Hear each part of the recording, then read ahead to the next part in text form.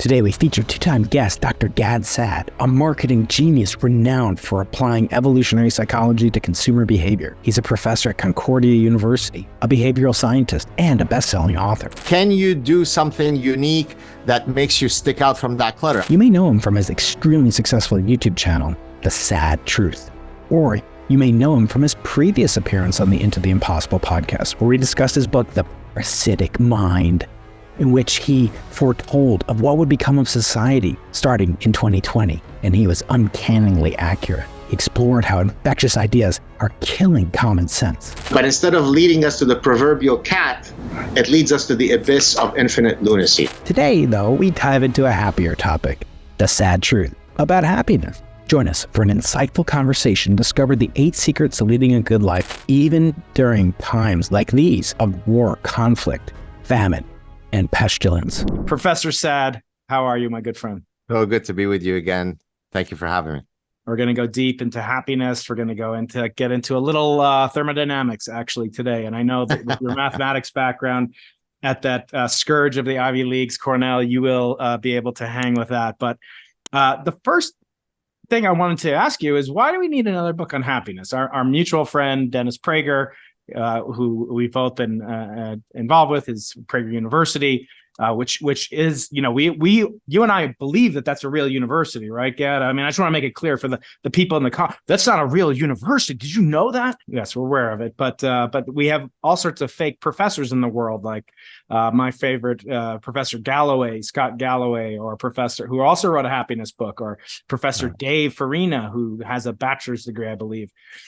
So anyway, Gad, why do we need another happiness book? There's so many of them out there. That's a great question, and it actually made it daunting for me to decide whether I should delve into writing a book on happiness. If you would have asked me 3 years ago, on the heels of The Parasitic Mind coming out, what would be some of my future book projects, I would have never told you that, oh yes, the next one it looks like it's going to be a happiness book.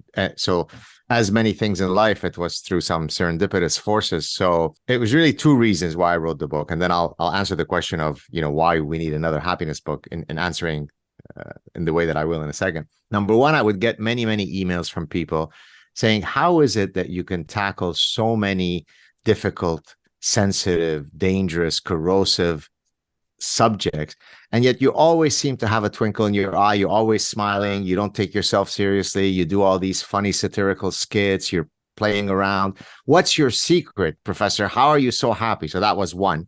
The second thing is that, whenever I would post something that is prescriptive, usually as an evolutionary psychologist, as a consumer psychologist, I operate in descriptive world. I just describe why humans do the things that they do. Prescriptive world is typically reserved for clinical psychologists or self-help gurus. But whenever I would post something that was prescriptive on my social media, which to me seemed like a banal call to action, that would be some of the stuff that would be most impactful to people. Oh my God, you don't know how much you've changed my life by telling me the 4 steps to losing weight and how you lost weight. That I've lost 80 pounds now because of you, Professor. And so I thought, okay, well, people want to know what's my secret to happiness. They seem to really trust me as a source of dispensing information. Well, why don't I take a crack at writing a book?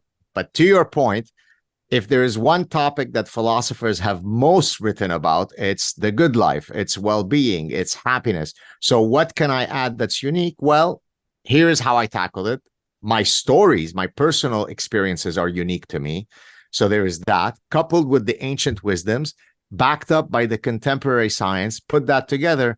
And I think if I've done a good job, you have a unique book. Yeah, it covers so many different topics, and there is a prescriptive element to it, but I would say it's also exploratory and sort of a hero's journey fashion of how you have, with tangible, outcomes and supporting anecdotes, which I always say the plural of data is not anecdotes, or the other way around, I guess.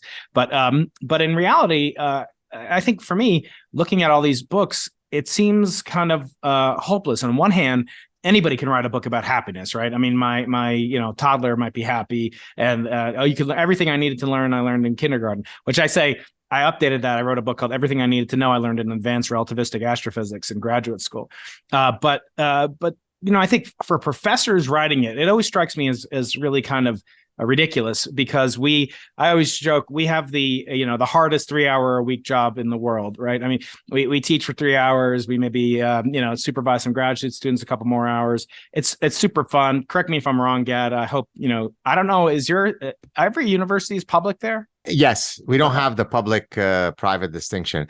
So, I might push back a bit on we only work 3 hours a week. I actually work very, very long hours every day. But to your more general point, I don't view it as work because I'm so fulfilled in my job. So I discussed that in one of the chapters where I talk about how to choose the right profession. So it's not that I don't work very hard, but I never feel as though I'm working because I engage in play. I've got another chapter on life as a playground. So you and I get paid to engage in the highest form of play. It's called science. It's called academia. It's called navigating through the world of ideas. And I get paid for that. My God, I'm a lucky guy.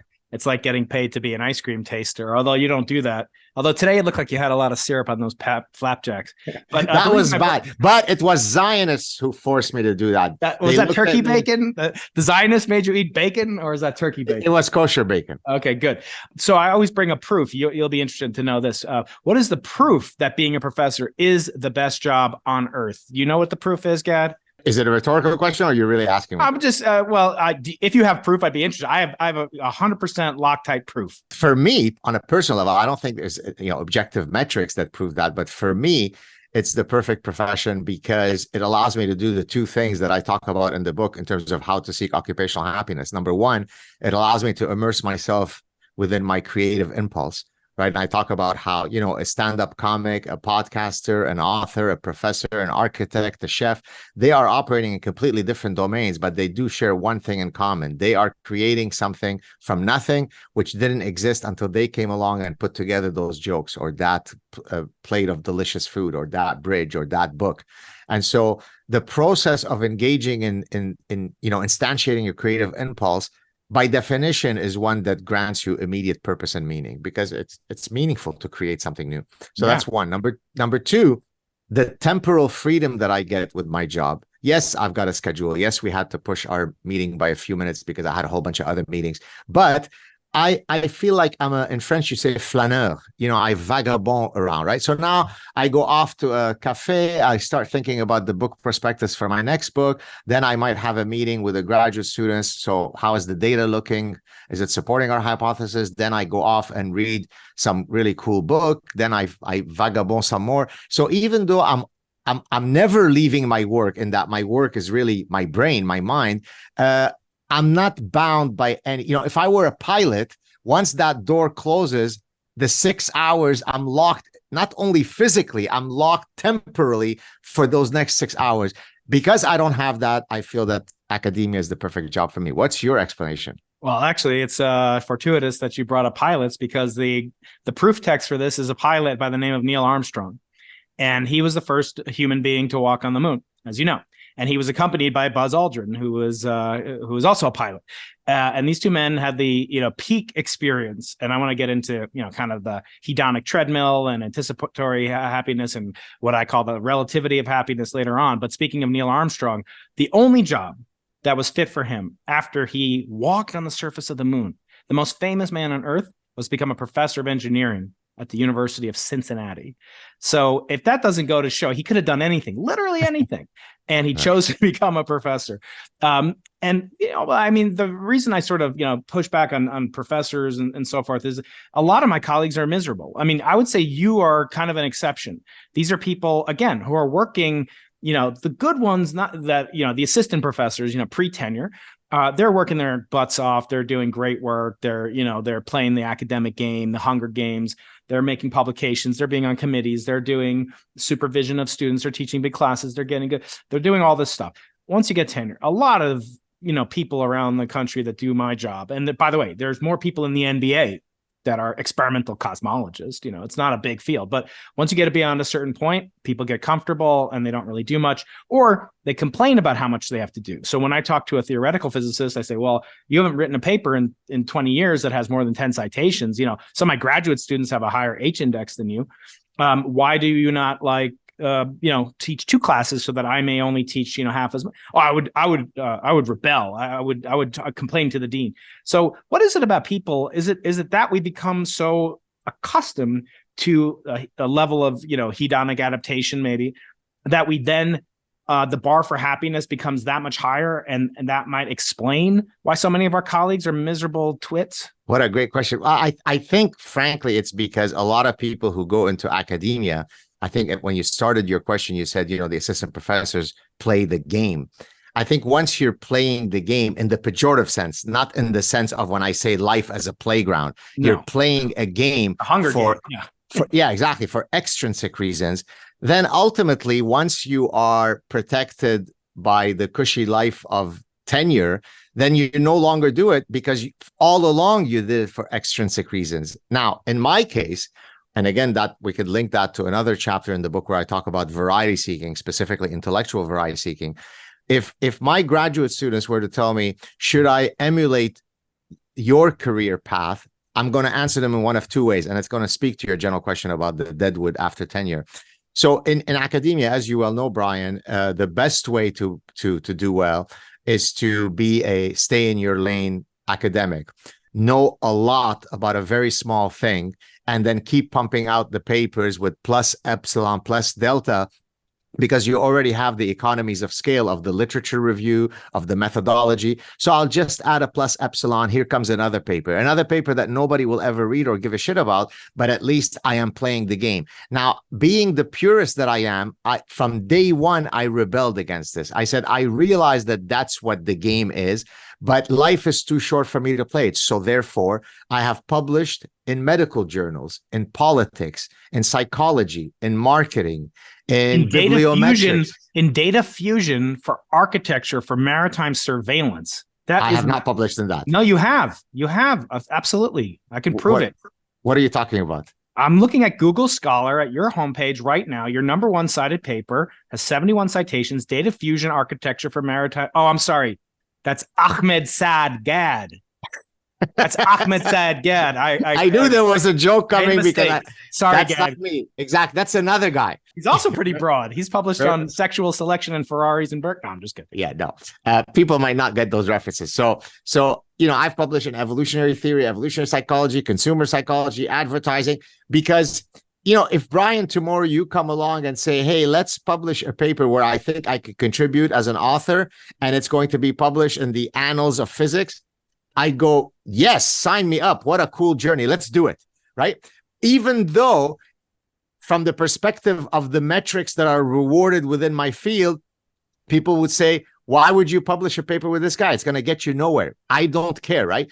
Now, how is that related to your original question? Well, the academics that decide the day after I become tenured, I stop, by definition, are exhibiting the fact that they did everything that they did for extrinsic reasons, not intrinsic reasons, right? Whereas to a fault, everything that I do comes from a place of purity. And I say to a fault because it has literally harmed my career in many specific ways. So I'll give you an example. There was a university from Southern California where I very much desired to move to that was very keen on hiring me. And when I went to give a talk there, it was a talk demonstrating the applicability of evolutionary theory to a very broad range of fields in my own research. So here's how I apply it with hormones. Here's how I apply it with the menstrual cycle. Here's how I apply it with peacocking with the Porsches, here in politics, in medicine.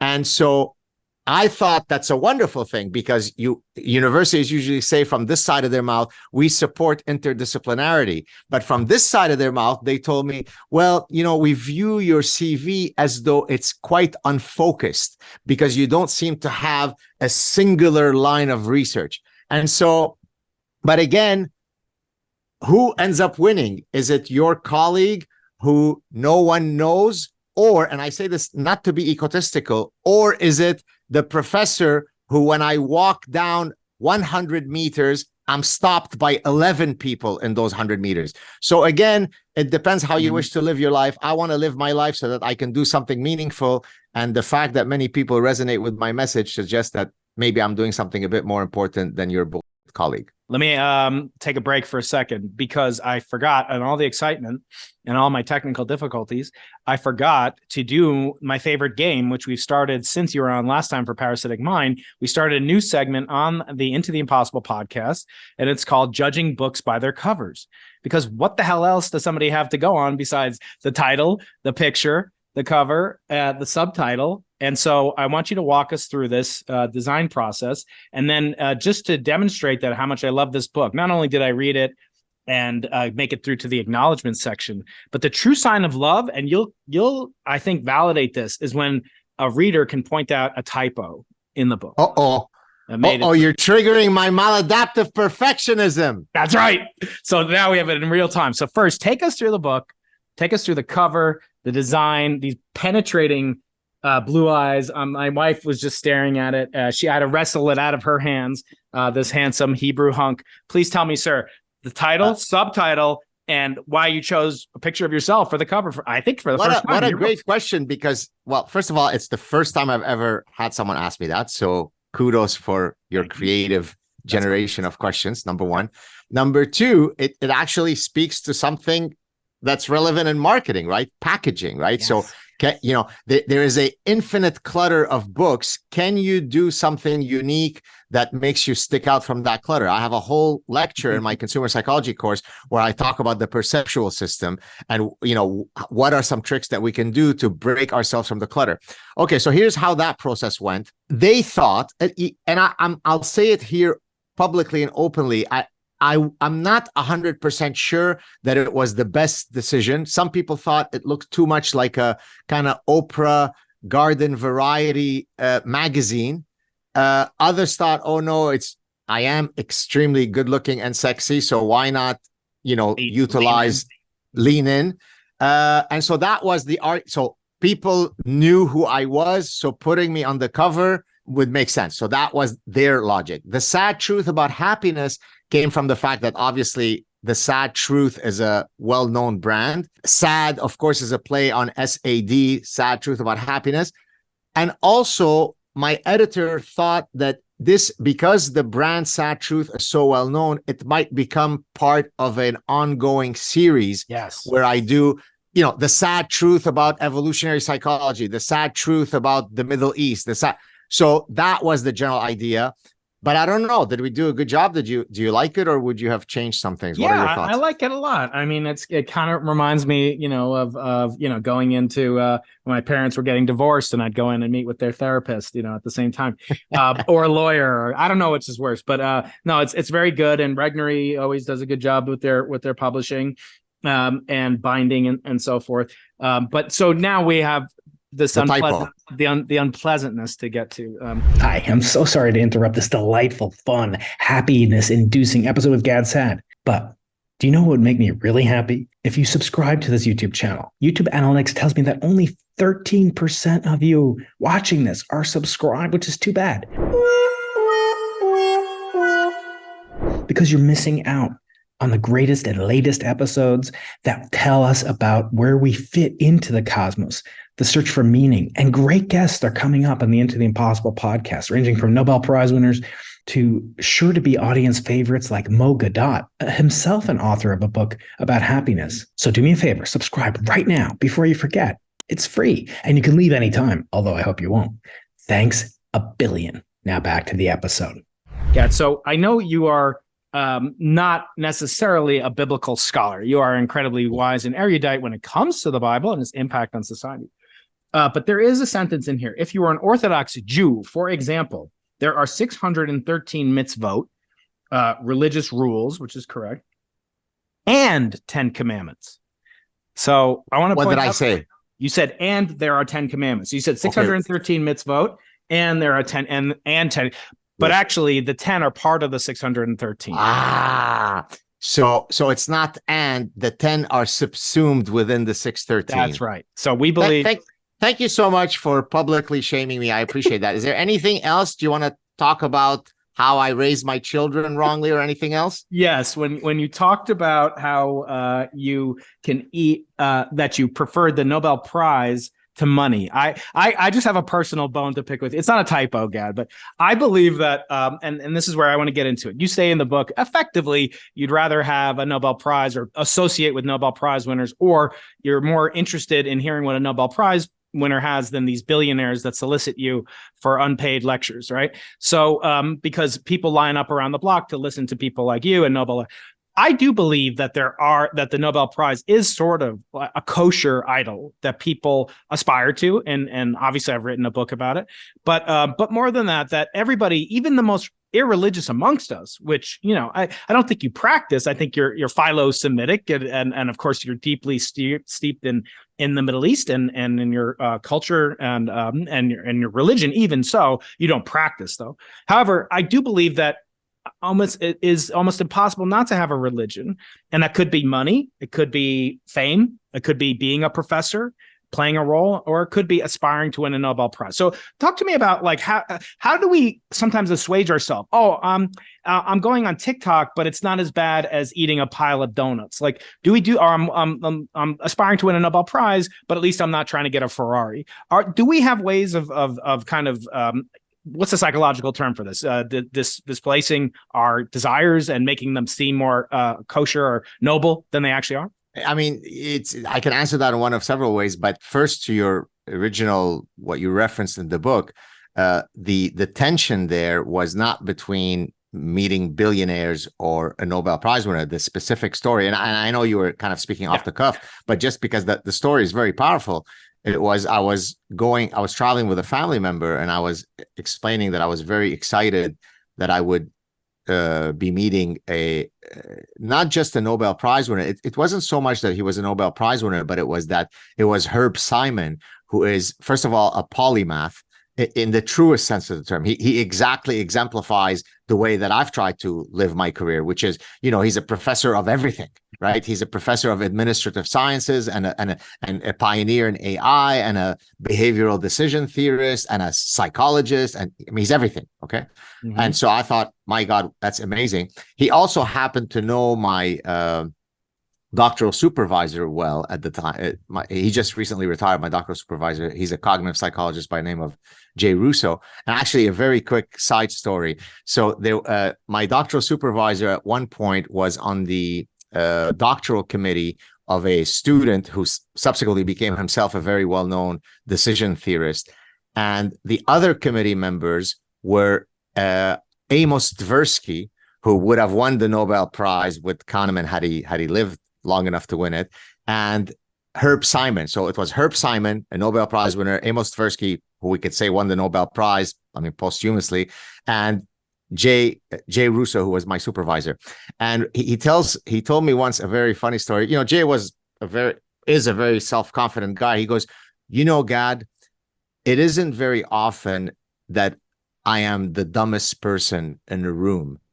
But when I sat on that committee, I was clearly the dumbest guy. Now, what I took away from that story is that it doesn't matter if you go to prison and you think you are the toughest of the toughest, there is somebody in there who's probably stronger and tougher and more violent than you. If you think you're the top of the top, there's always someone who's going to be better than you in academia. So that maybe speaks to your other question. I'm not going to tackle it directly, but one of the things I talk about in the book is that happiness is a positional emotion, in that the calculus that we use in judging how happy we are is not simply as a function of some set level that we reach, but it's a function of a reference comparison to some other relevant group. So the beautiful example of that is the relation between sex and happiness. How often do you have sex and happiness? Well, it probably won't surprise many people that all other things equal, more sex equals happier. But the next part is the one that's kind of surprising. What really makes me happy is not only that I have a lot of sex, but I have more sex than all of my close friends. So if Brian has no sex and I have a lot of sex, my ticket to happiness. And so that demonstrates that we really are a social species that uses these really important hierarchies to judge where we stand. And therefore, that makes me either happy or unhappy. Yeah, and I wanted only to recommend, if there is a version that corrects the typo, that egregious mote in your eye forevermore, that is dedicated, the acknowledgments to Professor Brian Keating, that you call positional happiness relativity of happiness, because we got to get some more physics in here for me. I thought of that, right? Because our good friend Galileo and Einstein, they came up with this notion that no person can say truly who's in motion. It's completely a relative phenomenon. That doesn't mean everything is relative, like the pop psychologist will say. But going on this, continuing on this tangent, no pun intended, of kind of the relativity or positionality, you speak of these U-shaped curves. And even with sex, I mean, there's a funny vignette in the Talmud, this is the second holiest book in Judaism, where they talk about the relative obligations of various professions to satisfy their wives. Okay, we're going to keep it relatively clean. And actually, some of it makes it into the so-called ketubah, the wedding document, which is actually a prenuptial agreement that, we Jews hang on our walls, many of us. So it's kind of funny when your kids are old enough to read the Hebrew and say, oh, you have to give, mommy was a virgin that you have to give 3 camels to? What is, or zuzim? What the hell's a zuzim? Anyway, the Talmud speculates that, a stonebreaker, basically has so much testosterone, they didn't know what it was, but, he has to have sex all the time and his wife wants sex with him. That's why she married him. He's like super hunky, and then, but like a Talmudic scholar who's an austere religious scholar is so wrapped up in the mentality that he can't be expected to have sex more than like some minimum number of encounters per month. And I always thought that was kind of interesting, that in Judaism, there's a maximum minimum for everything, including tithing. You can't give too much money. You have to give a minimum amount, but all these things, isn't it true that at some point the U-shape really is present in many different phenomena in the happiness spectrum? Could you talk about, yes, beyond that? Yeah. Yeah, thank you for that question. So, going back to my mathematics background, one of the things that interested me is just functional forms. Here is a shape. What would be the polynomial that would perfectly match that? And then that's how at one point in the introduction of that chapter, I talk about fractal theory and Mandelbrot, right? Where you're able to map all of these irregular shapes using a very easily understood recurring algorithm, right?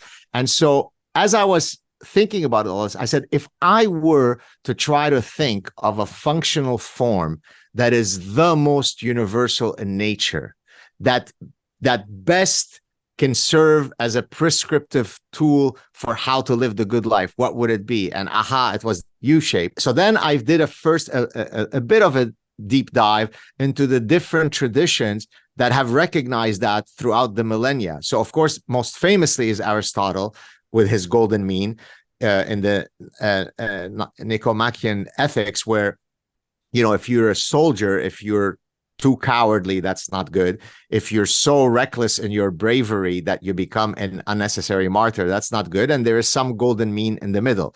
But to our ancestor Maimonides also recognized the inverted U. Although he didn't call it the inverted U, but the middle. The Buddhists called it the middle way. Confucius also talked about that. So many different independent cultural traditions have arrived at the same point, that life is about temperance. Now, what I did in that chapter, Brian, is I said, okay, my mind operates very synthetically in that. So that's why I love the book by E.O. Wilson, Consilience, right?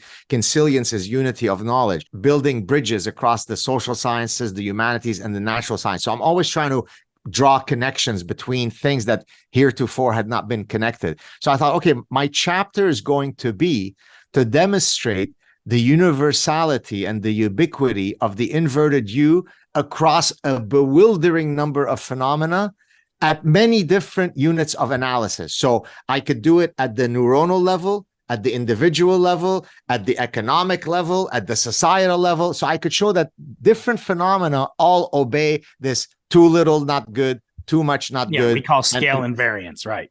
Exactly. Perfect. Exactly. And so if you want, I could give you a few examples from different fields. So here is one that speaks to your earlier identifying an error in the book.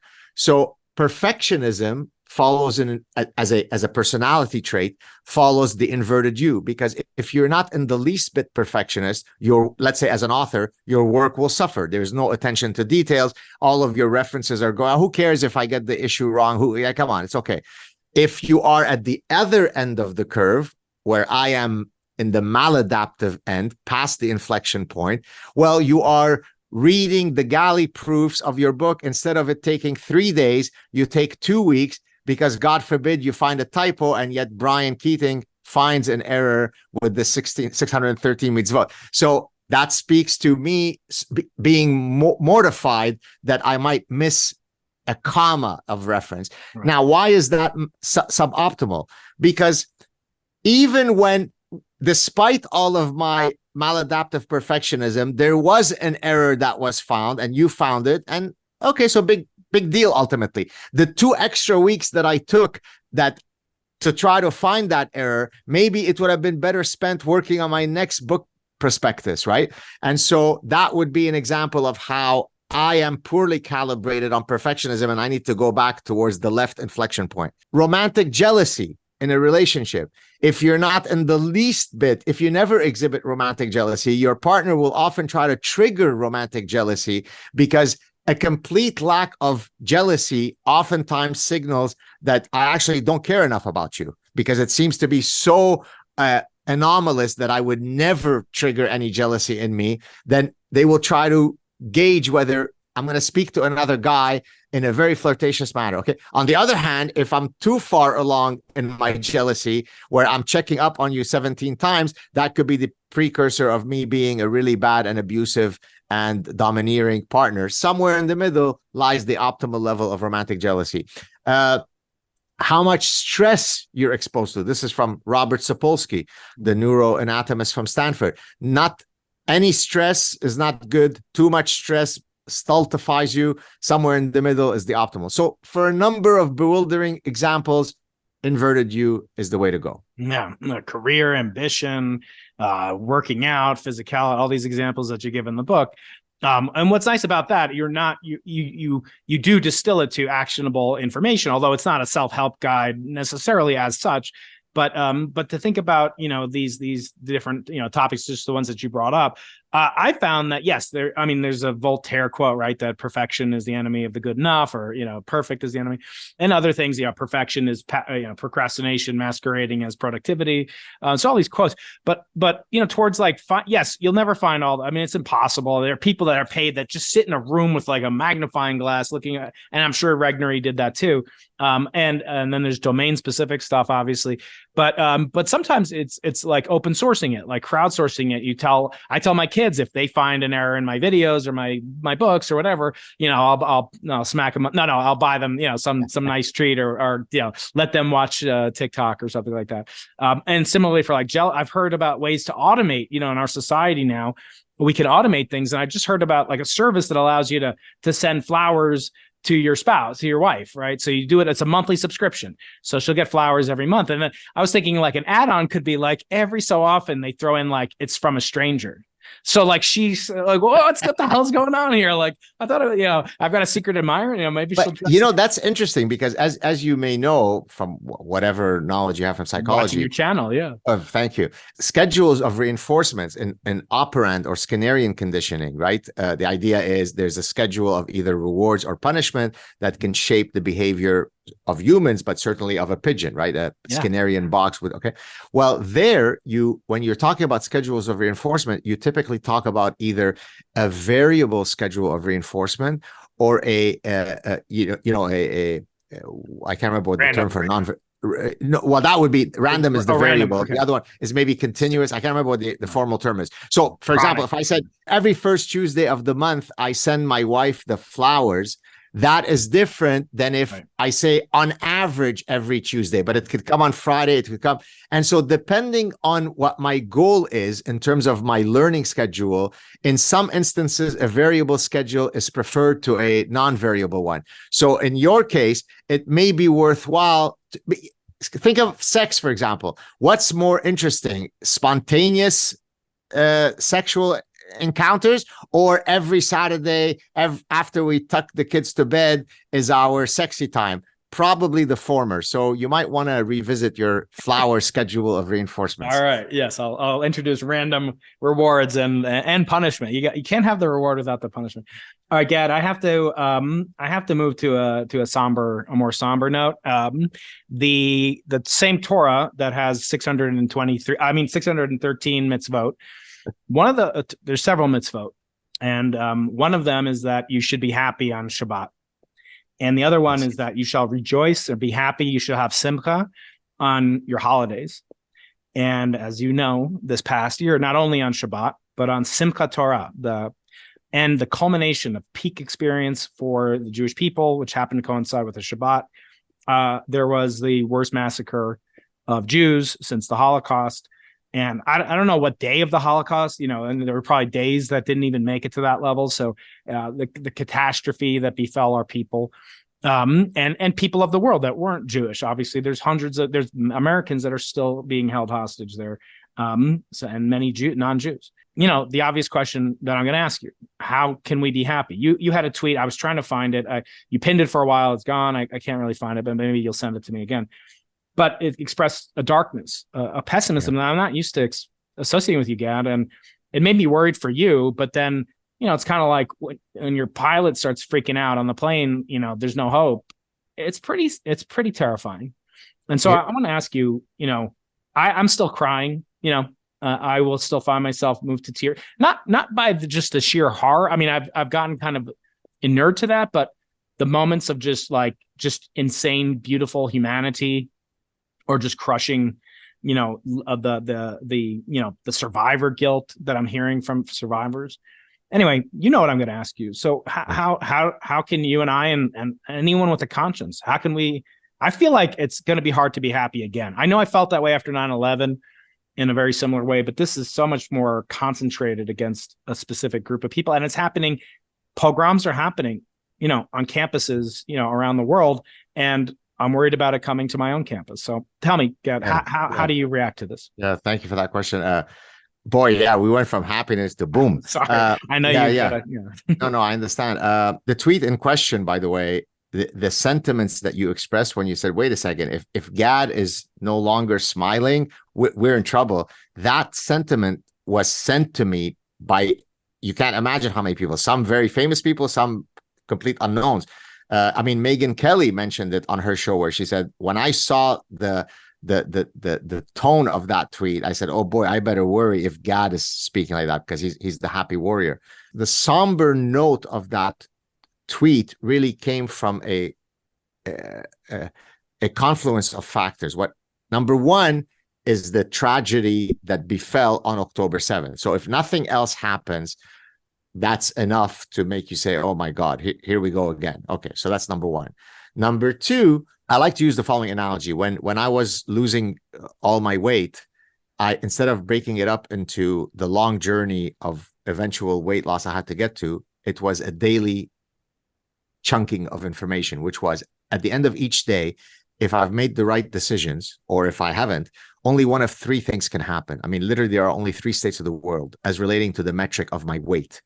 My weight could either go up that day as compared to the previous day, it could stay exactly the same, or it could go down. There is no other possible state of the world, right?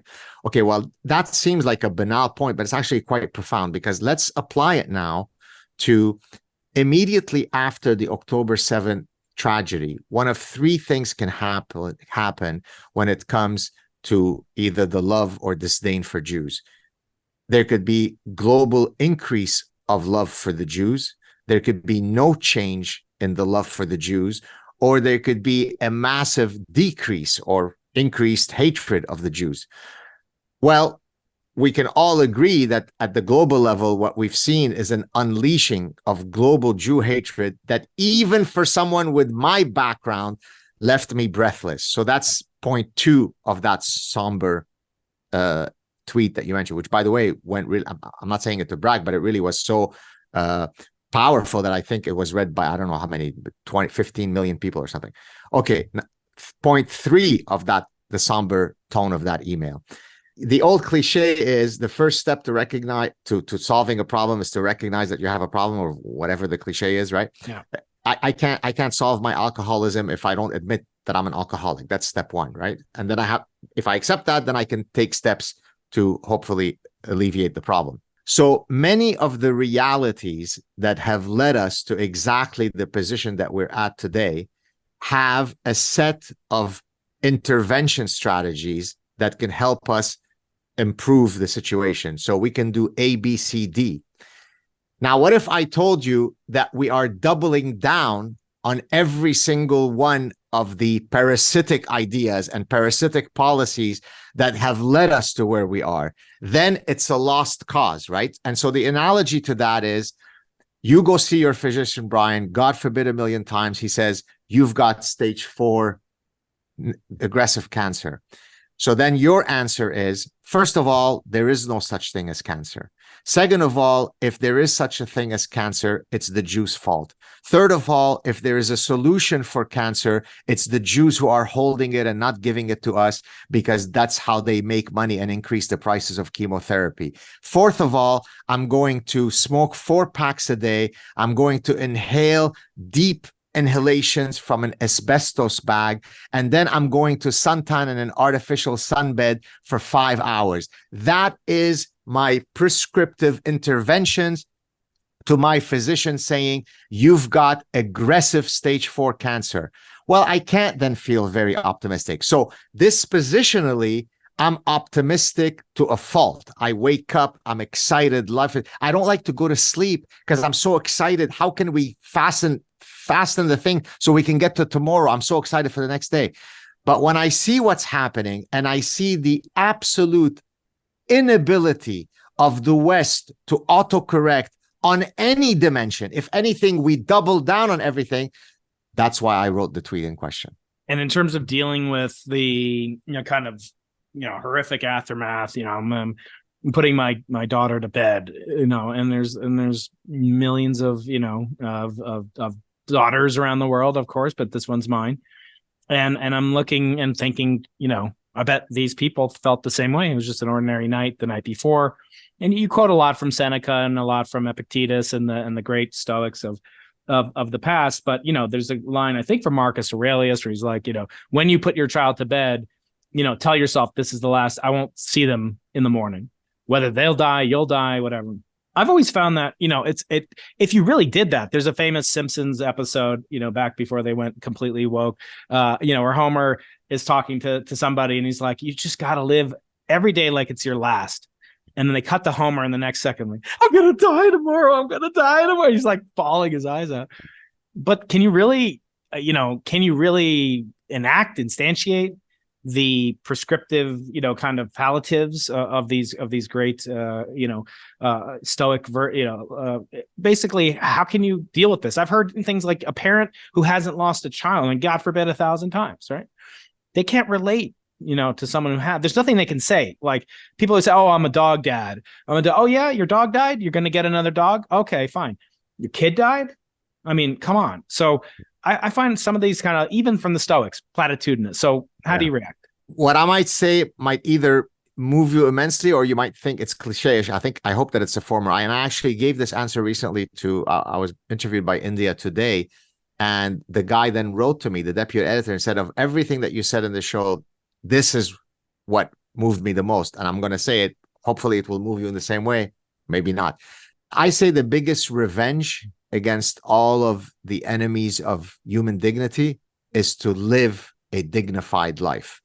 And so therefore, when we went through very, very, very, very deep, dark difficulties in Lebanon, my parents were kidnapped by Fatah. Every single minute of every day growing up in the Lebanese civil war was literally had the potential of being the last day. If someone knocked at your door, there was a very, very good chance that this was going to be the end of you. We would decide whether to duck under the beds as a function of the whistle signature of the bomb. So you learn how to recognize how close the bomb shellings are by virtue of the right. My parents would tell me, if you go outside, don't cross this particular line.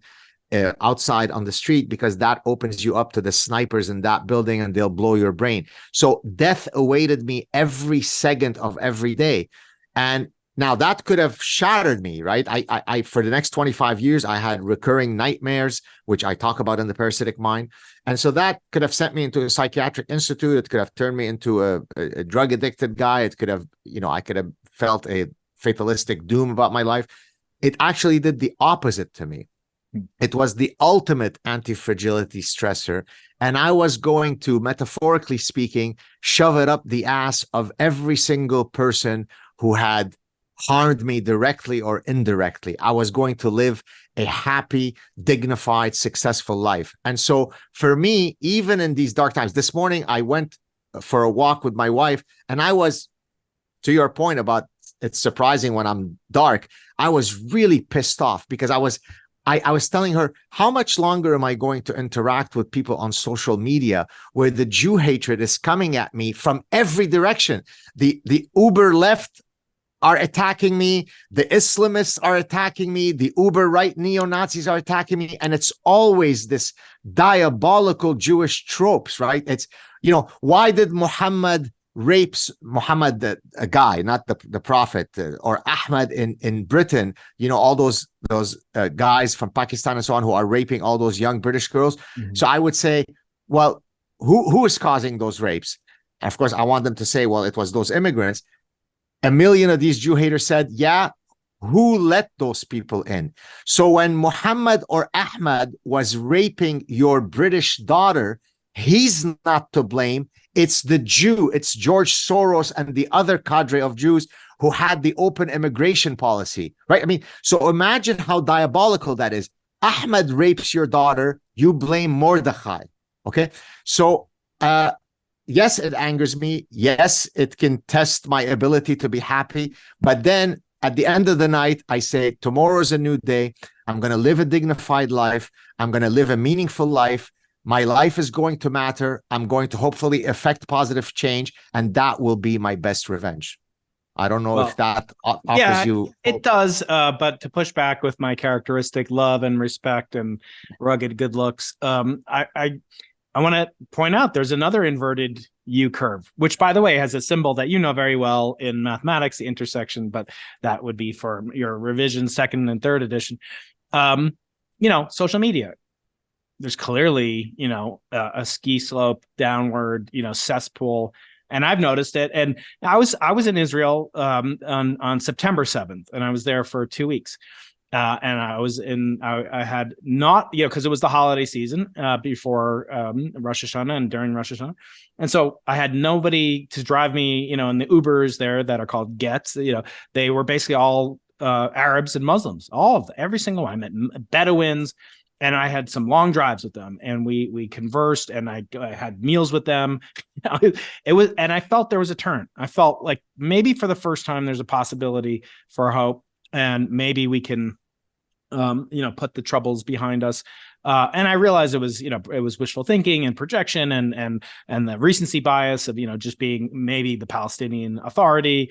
I wasn't in Gaza or adjacent to Gaza, but the thought, of that now is inconceivable. And when I go on Twitter, and part of my naivete was because I felt like, well, America, it's never been better to be a Jew.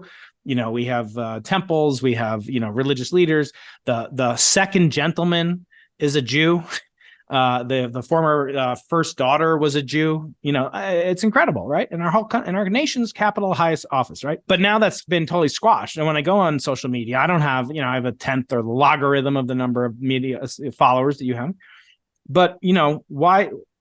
It seems almost pointless. I posted, I'm going to talk to Gad Saad. I got Professor Dave say, "Oh, you ask him about genocide." This is not a deep thinker, right? So I want to just ask you, this when would it? Is there a rubric or a metric that you will use to say, I'm past the inflection point where the derivative is zero at the top of the inverted U? I actually asked myself that question. I mean, this morning when I was pissed off walking with my wife, I said, you know what? It's making me into a more bitter person, and I don't want to be that. But on the other hand, I then feel guilty because then you get a million people who write to you saying, oh my God, you're getting me through these difficult times. My God, thank you for your courage, for speaking. I've even had family members whom I've not spoken to in years write to me and say, I just wanted to thank you for what you're doing for the, Jewish people and so on. So it's hard because on the one hand, there is a self-preservation mechanism that kicks in that says, this is really vile stuff. I mean, how much can you handle this stuff?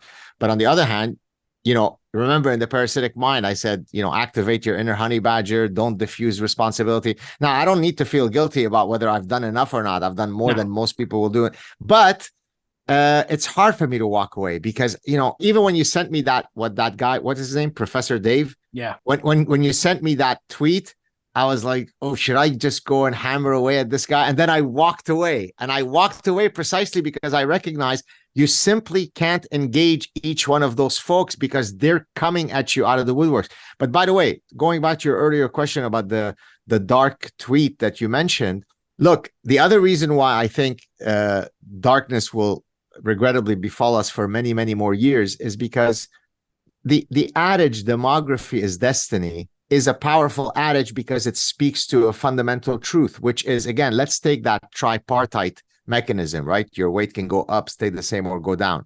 If you let in people from cultures where, according to a wide range of global surveys, oftentimes non-partisan, woke global surveys, and those societies, when surveyed, exhibit 95 to 99% Jew hatred. So again, for your viewers and listeners who may not follow what I mean by that, we sample 1,000 people from one of those countries. 950 to 990 of the 1,000 sampled have terrible views of the Jews. Okay, so now we let in 100,000 of those people. Let's apply the three-state system. Is that going to increase Jew hatred? Is it going to keep Jew hatred the same? Or is it going to decrease Jew hatred? So when Professor Saad was standing on top of the mountain, seeing the demographic realities that were unfolding and screaming from the top of the mountain several decades ago, you're going to pay for this. Everybody said, oh, come on. But Ahmad, my friend, he's a very sweet guy and he's gay and he eats pork. So clearly he represents true Islam. Again, it's not an attack on every Muslim person. I don't need to be lectured about Muslims. I have more Muslim friends than most people will ever meet in their life. But does the fact that you let in people that as part of the DNA of their societies is a definitional, existential hatred of the Jew, will that lead to greater love for the Jew? No. So now people wake up and say, what? Cornell has a Jew problem? What? Colombia? Well, what do you expect? Like, what else could it have been? Now, to the point of that tweet, now, are we saying, okay, guys, let's only let in folks that we know we could absolutely be sure share our foundational deontological values? No. Canada is saying we're increasing immigration to 500,000 a year. So wherever we are today with Jew hatred, today as I speak to you, next year this time, I can guarantee you it will be worse. I don't need to be a fancy psychologist or a fancy theoretical physicist to get that point, but yet we're all going, la, la, la, Professor Saad is spewing alarmism. Well, I often think it's, and I had a lunch with a Muslim friend yesterday, secular Muslim friend, and he and I were talking about this as if it's a, the phrase, the benign bigotry of low expectations. So when you see Hamas, the leader of Hamas, saying, this was just the first Al-Aqsa flood. There's going to be a third and a fourth, and Israel's going. Do you mean Gaza? No. I mean Israel. I mean the Jews. The Yahud. And then the Western media. The only way to kind of reconcile and grapple with that, I think, is to say, oh, well, he's not representative, and he doesn't really mean what he says. And it's not gonna go beyond the Jews' problem, and it's going to be confined to the Zionists. And if you understood Arabic and it was probably translated, he meant kill with kindness. Right. That's why I am the bête noire, as we say in French, to all of these, because you can't pull that. on Right. me, right? Yeah. You can do it on Brian Keating, the Jew from San Diego. You can't do it to Arab boy, right? That's right. So therefore, I can quote all the stuff in Arabic. I can say it better than you can say it, right? So it makes it a much more of a problematic case, right? But by the way, in chapter 6 of the parasitic mind, I go through all that when I have a whole chapter on ostrich parasitic syndrome. Okay, well, it turns out that the head of ISIS with a PhD in Islamic studies did not understand Islam. It turns out that Yusuf al-Qaradawi, the top Sunni cleric at Al-Azhar University, so the top Islamic theologian, when he spews all his stuff, it turns out that he doesn't understand Islam. It turns out that Saudi Arabia is not Islamic. Iran is not Islamic. Osama bin Laden is not Islamic. You know who's Islamic? Ahmed, who's gay, drinks vodka and eats pork, and who's my friend, and he's also an Uber driver in San Francisco. He's true Islam. So that's why that tweet is so dire, because it is impenetrable to reason. Well, I know we're coming up on the end of the time you had today. I just want you have a few more minutes, Gavin? Sure, let's do it. Okay. So I'm only bound, by the way, just for you to know, because I could talk to you for hours, because there's a pickup of the children. That's the only reason, because it's almost 3 o'clock here. Otherwise, I would be happy to. That is the most important thing. And actually, it segues nicely into my final set of topics, which have to do with children. And you know that there's a huge global movement called depopulation, and that our antinatalism is the official academic sounding term. And in the limit mathematically, in Kramer's rule applied to a limiting sequence, that means that basically maybe these people should commit suicide. And some of them might be in favor of that. Some of these ideas are so odious and onerous, especially talking to people like the Jews or like the Armenians or people that have experienced collective genocide, and saying, well, you're just fungible, and your carbon emissions are responsible for the same amount as a non-Jew or a non-Armenian who suffered genocide. So putting that aside,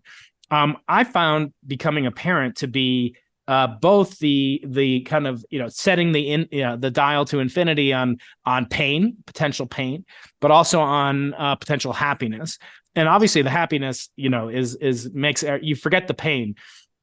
But it made me think about what I call the entropy of happiness. If I ever write a book, it's going to be the physics of happiness. But the entropy of happiness, the idea I have is as follows. Think of all these things, and you don't have to mention by name, but think of something that would devastate you. And every parent, without reflexively, can just think of something. Right? I'm not even going to say it, because you'll tell me that I should have said something else in Arabic when I said such things. But let me just say, every parent has an instant answer to that. Every single guy. Sorry, you're referencing this book, by the way. Yes. Yes, I am referencing. Yeah, I had a tweet where I said, I read this book and I read this book, and they're written by 2 brilliant professors. And you forgot to add, one of them. You want me to tell you, by the way, what it is in Arabic? Yes.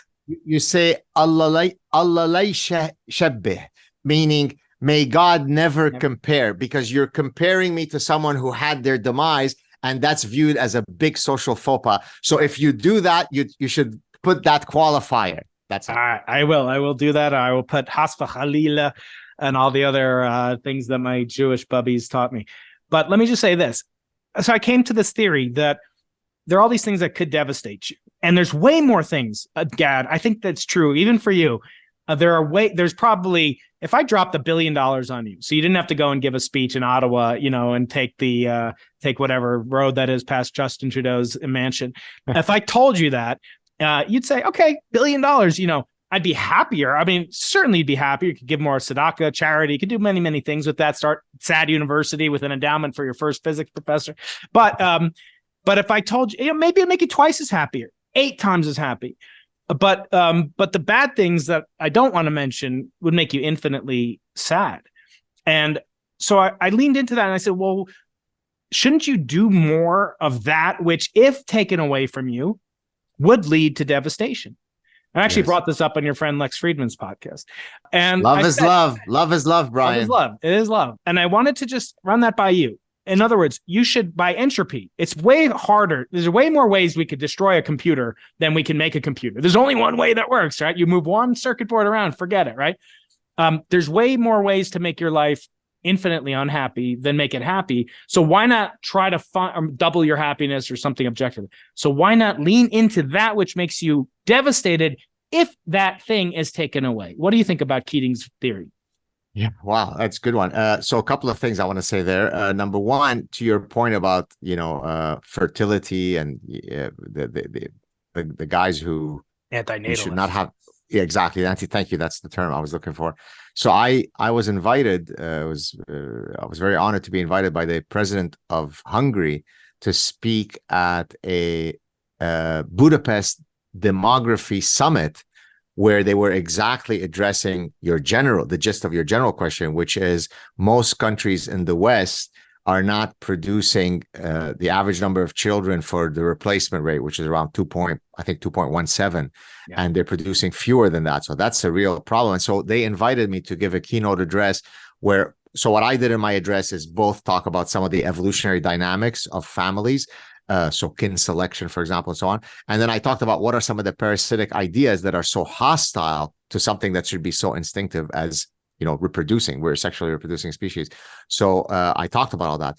To your other point, again, often, as you know, Brian, what resonates with people when they read books are the personal stories, not the highbrow academic stuff, because we are a storytelling animal.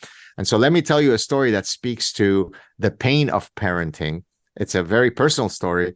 I might have mentioned it once or twice before publicly, but very rarely.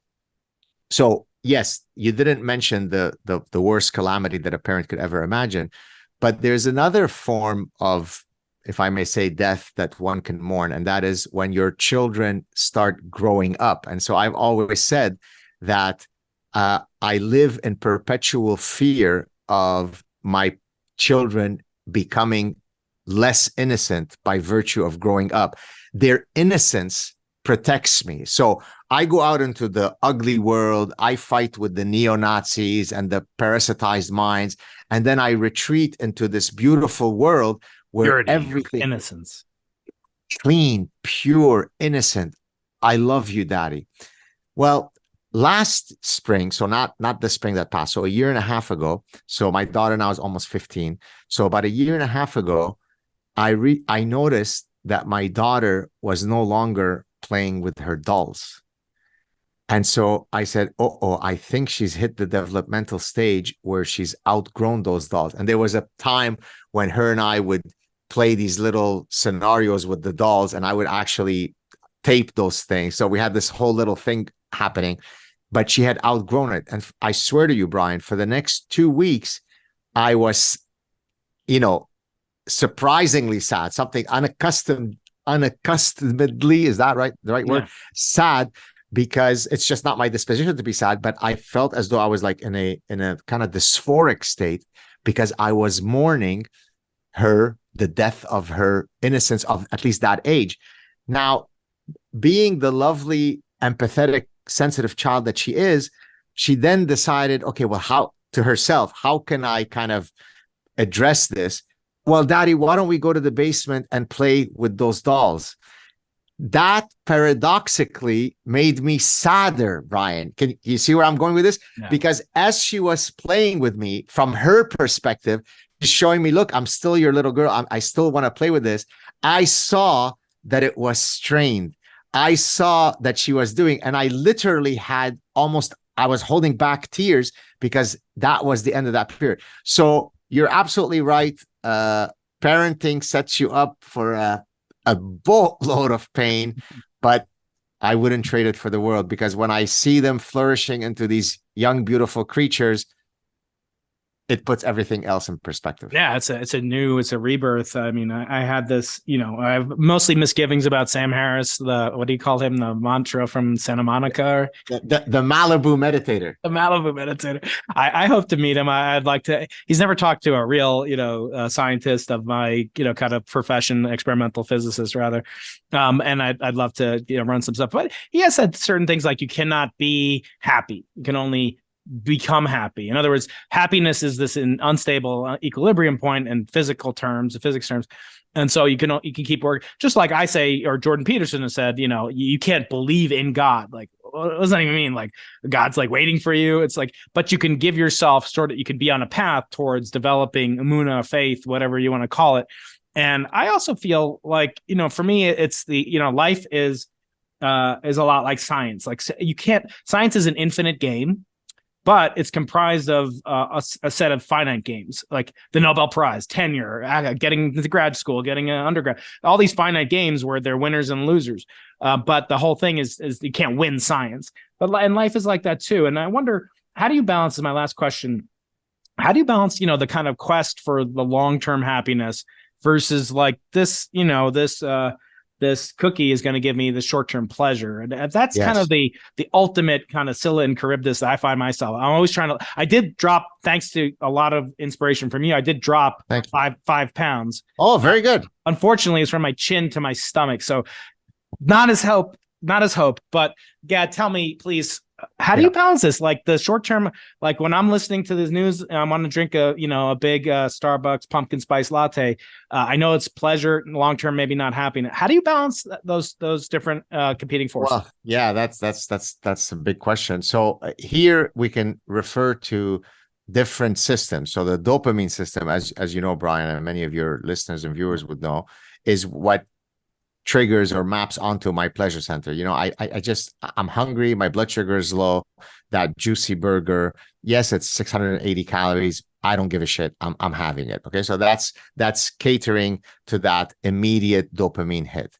When I'm talking about in the book is, of course, if we're going to continue with that framework, is the serotonin system. It's sitting on the proverbial porch with your spouse when you're 85 and look in the rearview mirror of your life and say, God damn, we've lived a good life. I've had a job that's brought me great purpose and meaning. We've raised great kids. We've had a tight union. I don't have many things that I regret. I don't regret many things for the roads that I did not take. And by the way, the reason I'm saying this is because you might remember in the book, I talk about regret due to actions versus regret due to inactions. Yeah. And the number one most looming regrets that people have over the long run are those due to inaction. I became a pediatrician because my dad and his dad were pediatricians, but I hate medicine. I always wanted to be an artist. And I feel like I wasted my life being a physician. I should have been an artist. That's what really looms when you're sitting on that porch. So I think that, yes, in the immediate point, we can make certain decisions that are good in the short term, but bad in the long term. The juicy burger, satiates me now, but I just put on a pound. But really, when I'm talking about happiness, it's the long-term view, is the existential happiness. Do I wake up every morning, look to my right, I sleep on the left side of the bed, and the person next to me is someone that I go, oh, God damn, another day I'm waking up next to this one? Or am I going, yes, I hit the jackpot? Well, if you make that decision correctly, boy, are you on your way to happiness, because I'm waking up next to her. I'm coming back at night to sleep next to her. And between those 2 points, I'm going off to do a job that brings me happiness. I've cracked the secret to happiness. Now, there are little bleeps here and there that are horrible, but I've made the best decisions I could in navigating those different choices. Now, by the way, I should mention, I have a quote at the end of the book by Viktor Frankl on success. And I use that quote because you can just replace his word success by happiness. But he basically argues that, you don't willfully pursue success. It's something that comes out of you making the right decisions. I feel the exact same way about happiness, right? I don't wake up in the morning and say, what are some specific things today that I can do to be happier? It's not a willful pursuit of happiness, but rather life is a navigation of statistical probabilities, right? So if I make the right choices, the stats are that's likely to increase my happiness. Just like lung cancer with smoking. Not every smoker will get lung cancer, and some non-smokers will get lung cancer, but boy, do you reduce your risk of getting lung cancer if you stop smoking. And so I could apply that framework for all of these decisions. And the reason I say this is because unlike self-help books that usually guarantee you a solution, my book is not saying if you do ABC, I guarantee you happiness, but I'm guaranteeing you that it's going to increase the probability of you being happy. That's right. Well, Gad, this has been phenomenal. This is just a treasure of a book, easy to read and full of great advice, stories, vignettes, and my favorite part, 25 densely packed pages of footnotes, references, scholasticism of the highest order, and especially known for the first time only on the Into the Impossible podcast, that at least in one domain, Gad Saad is firmly on the left. And I'm going to say, Gad Saad reveals that he's on the left in bed. Gad, I want to thank you so much for all the good you do in the world, making people happy, making the wrong people or the right people mad. And I want you to do that. The May of Esrim, 120. I want to wish you a Shabbat Shalom. Thank you. Shabbat Shalom. Talk again soon under happy circumstances too. Thank you, Doctor. Thank you, my friend. Thank you for watching this episode with the wonderful Professor Gad Saad. Conversations like these are so important to me to maintain my sanity and my happiness. And my biggest priority outside of my family and research life is to keep you guys all informed with knowledge about the universe. And that's why I'm urging you to join my mailing list at briankeating.com. This is where I share exclusive content that you can only get if you subscribe to the mailing list, like Q&As with Brian Greene, like Lawrence Krauss, and even future upcoming episodes with Nobel laureates and Pulitzer Prize winners. By joining, you automatically enter a giveaway to win a 4 billion year old piece of space schmutz. Yeah, a real meteorite. And if you have a .edu email address, you'll automatically win one. So go to briankeating.com and sign up today. Thanks again, and I'll see you in the next episode.